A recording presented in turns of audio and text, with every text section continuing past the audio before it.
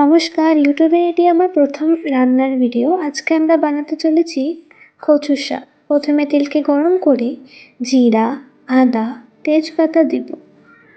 তার অনেকক্ষণ পরে কচুর শাক আরও কালা চালা দিয়ে ভালোভাবে নেড়ে নেব। তারপর অনেকক্ষণ নেড়ে নেওয়ার পরে হলদি, জিরা, ধনে আরও লবণ দিয়ে আরও একবার ভালোভাবে নেড়ে নেব।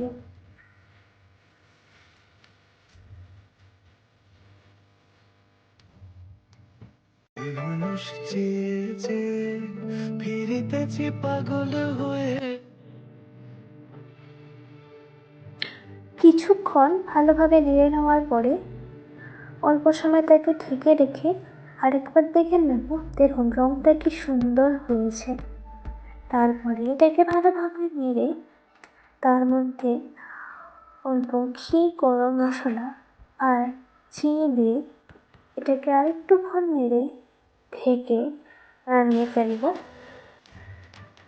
আমার প্রথম ভিডিওকে আপনারা খুব ভালোবাসা দেন, তার জন্য আরও ভালো ভালো রান্নার রেসিপি দেখতে পাবেন। ধন্যবাদ। চ্যানেলকে সাবস্ক্রাইব করে দেবেন আর ভিডিওটাকে লাইক করে দেবেন। ভালো লাগলে কমেন্ট করবেন।